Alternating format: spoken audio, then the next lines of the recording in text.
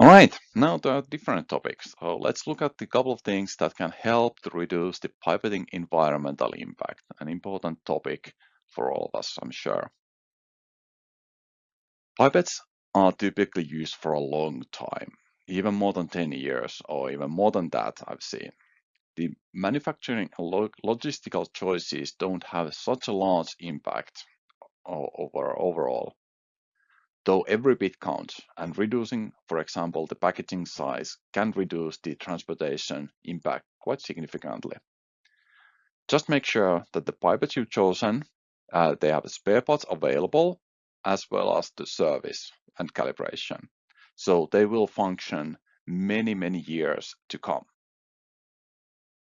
However, there are a couple of things, I'd say two major contributors on how pipetting practices can have an impact towards more sustainable lab. First one is think ahead. So pipetting in a smart way that utilizes the consumables that are typically plastic and reagents in a smart manner.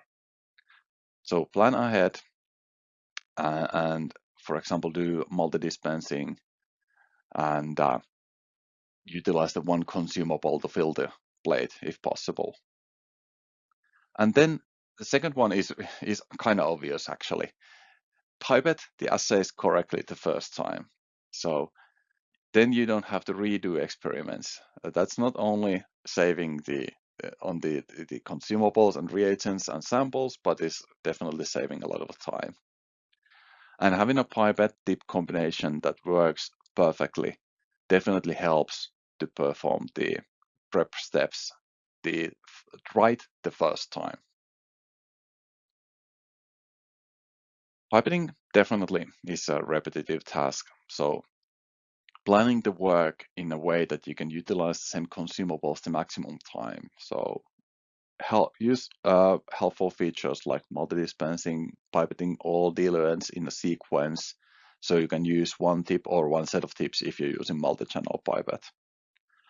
Planning in advance definitely can help here. Maybe you'll find a way to minimize time spent on pipetting at the same time as you're reducing the number of consumables used.